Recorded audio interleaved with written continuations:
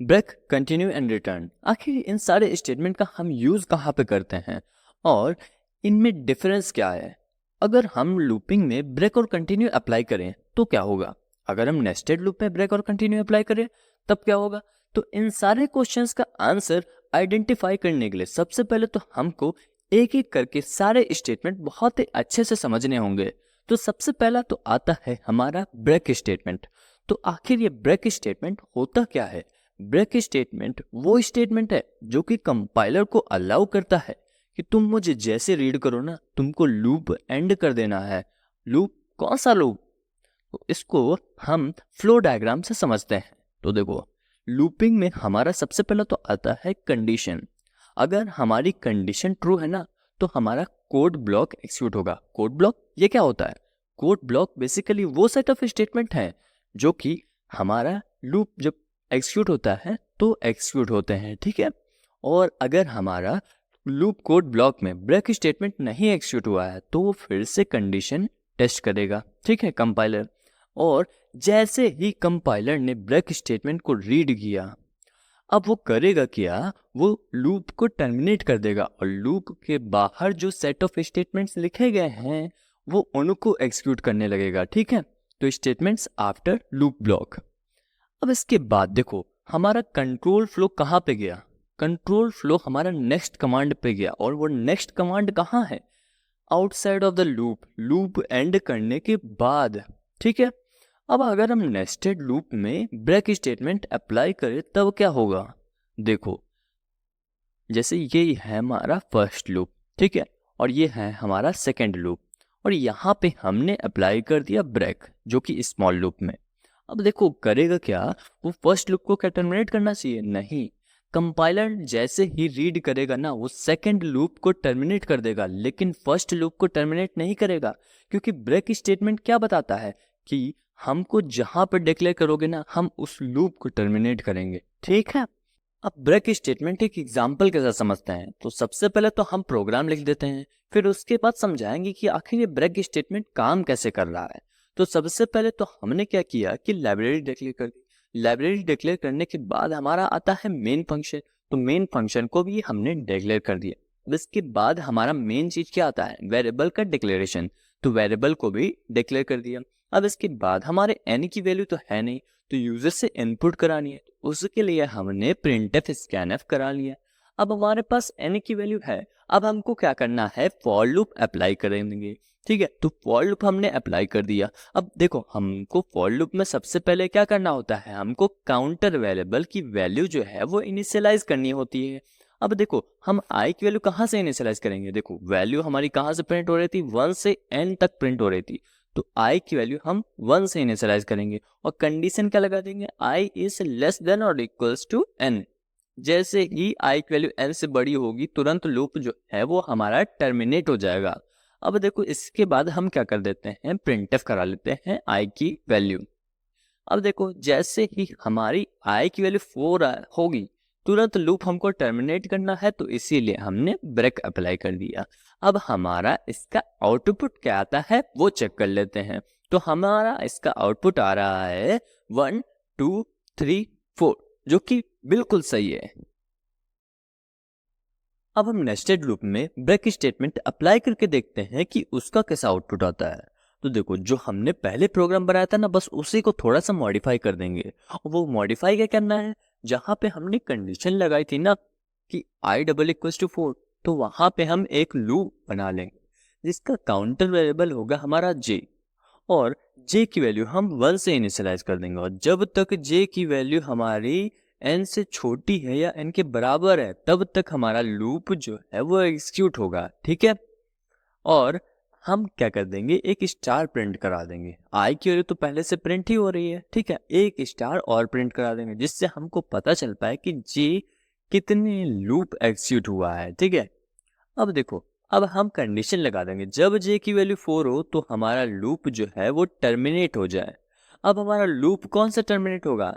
जो हमारा जे वाला लूप है वो टर्मिनेट होगा, आई वाला लूप नहीं टर्मिनेट होगा, क्योंकि हम डिक्लेयर ब्रेक किसमें किए हैं? जे वाले लूप में किए हैं। अब देखो, और अच्छी क्लैरिटी चाहिए तो इसका आउटपुट चेक कर लेते हैं। अब इसका आउटपुट क्या आना चाहिए? देखो, आई की वैल्यू जो है 1 से लेके n तक सारी आई की वैल्यू प्रिंट होंगी, लेकिन स्टार कितनी बार प्रिंट होगा? जब तक जे की वैल्यू 4 हो तब तक, मतलब 4 बार स्टार प्रिंट होगा अगर हमारी n की वैल्यू बड़ी है बेसिकली। ठीक है, किससे बड़ी है? 4 से बड़ी है। ठीक, तो अब हम इसका क्या करते हैं, आउटपुट चेक कर लेते हैं। तो हमारा आउटपुट आ चुका है। अब मैं एक्सपेक्ट करता हूं कि अब आपको ब्रेक स्टेटमेंट बहुत ही अच्छे से समझ में आ गया होगा। अब हमारा आता है कंटिन्यू स्टेटमेंट। तो कंटिन्यू स्टेटमेंट क्या होता है? कंटिन्यू स्टेटमेंट वो स्टेटमेंट है जो कि कंपाइलर को अलाउ करता है। क्या अलाउ करता है? कि जैसे ही कंटिन्यू स्टेटमेंट हमारा एक्सिक्यूट हुआ, तुरंत उसके नीचे जितने भी स्टेटमेंट्स है ना, वो स्किप हो जाएंगे। ठीक है, वो कंपाइलर एक्सिक्यूट नहीं करेगा। ठीक है, अब इसको फ्लोचार्ट से समझते हैं। तो हमारा क्या होगा, प्रोग्राम यहां से स्टार्ट हुआ। ठीक है, अब हमारी लूप की कंडीशन चेक होगी। ठीक, अगर हमारी कंडीशन ट्रू है तो हमारा जो बॉडी ऑफ द लूप है, मतलब लूप के अंदर जितने भी स्टेटमेंट्स हैं वो एक्सिक्यूट होंगे। ठीक है, अब देखो कंटिन्यू स्टेटमेंट पे तो कुछ कंडीशन लगाएंगे। अब कंटिन्यू स्टेटमेंट पे कंडीशन अगर फॉल्स है तो हमारे जितने भी स्टेटमेंट्स हैं वो सारे एज इट इज एक्सिक्यूट होंगे। ठीक है, अब देखो जैसे ही कंडीशन हमारी आई ट्रू, किस पे? कौन सी ट्रू? कंटिन्यू स्टेटमेंट की। ठीक है, तो कंटिन्यू स्टेटमेंट इसका मतलब हमारा हुआ एक्सिक्यूट। अब कंटिन्यू स्टेटमेंट जैसे ही एक्सिक्यूट होगा, तुरंत हमारा beginning of the loop compiler पहुंच जाएगा। ठीक है, और फिर से लूप हमारा एक्सिक्यूट करने लगेगा। ठीक है, यहाँ पे हमारा लूप टर्मिनेट नहीं होता है, बस कंटिन्यू स्टेटमेंट के जितने नीचे स्टेटमेंट्स लिखे गए हैं ना, वो स्किप हो जाते हैं और हमारा लूप फिर से चलने लगता है। ठीक है, अब हमारा ब्रेक में क्या हुआ था? ब्रेक में हमारा control outside of the loop चला गया था। ठीक है, आउटसाइड ऑफ द लूप जो नेक्स्ट कमांड है वहां पे गया था। और इसमें कंट्रोल कहां गया?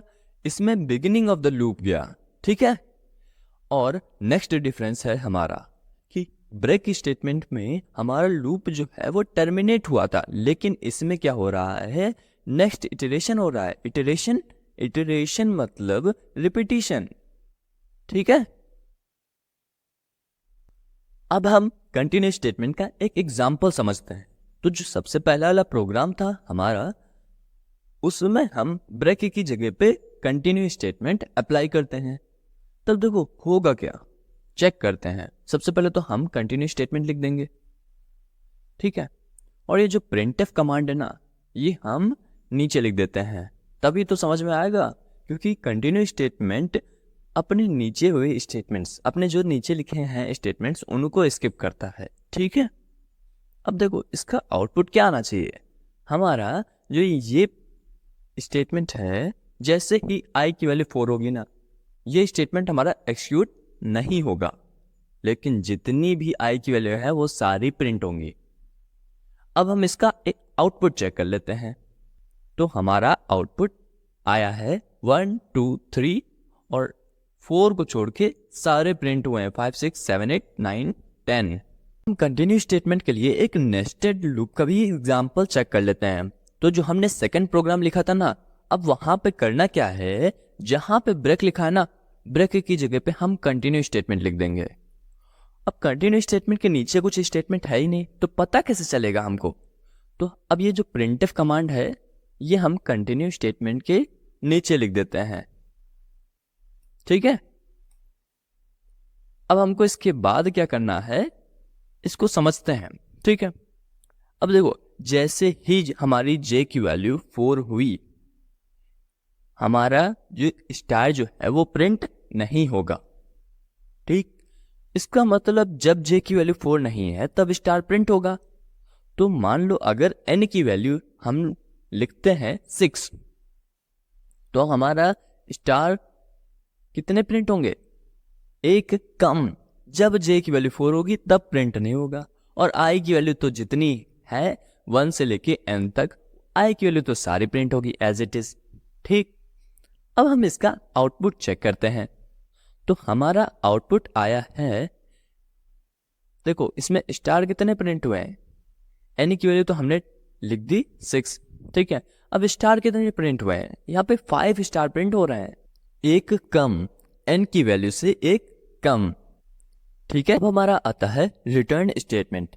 तो रिटर्न स्टेटमेंट क्या होता है? रिटर्न स्टेटमेंट बेसिकली वो स्टेटमेंट है जो कि कंपाइलर को अलाउ करता है कि जैसे ही रिटर्न स्टेटमेंट एक्सिक्यूट होगा ना, तुरंत फंक्शन का एक्सिक्यूशन हमारा रुक जाएगा। अब हम इसको फ्लोचार्ट से समझते हैं। तो पहले तो हो गया ये हमारा मेन फंक्शन। मेन फंक्शन मतलब वो फंक्शन जो कि कंपाइलर सबसे पहले एक्सिक्यूट करता है, ठीक। अब मेन फंक्शन ने किया क्या कि उसने दूसरे फंक्शन को कॉल किया। अब दूसरे फंक्शन को कंपाइलर हमारा एक्सिक्यूट कर रहा था। अब उसको जैसे ही रिटर्न स्टेटमेंट मिला, वो कहाँ गया, वो हमारा फंक्शन का एक्सिक्यूशन जो है उसने रोक दिया, और फिर वो कहाँ गया, वो हमारा मेन फंक्शन के पास चला गया, ठीक। अब देखो हमारा ब्रेक में क्या हुआ था, ब्रेक में हमारा कंट्रोल कहाँ पे गया था, जहां पे लूप एंड हो रहा है ना, वहां जितने स्टेटमेंट्स लिखे हैं वही एग्जीक्यूट कर देगा बस, और लूप हमारा टर्मिनेट हो जाएगा। और कंटिन्यू स्टेटमेंट में लूप हमारा टर्मिनेट नहीं होता है, लूप शुरुआत से शुरू हो जाता है, ठीक है।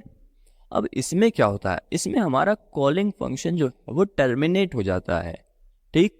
अब रिटर्न स्टेटमेंट के नीचे जितने भी स्टेटमेंट्स लिखे गए हैं ना, वो सब को एक्सिक्यूट नहीं करेगा, ठीक।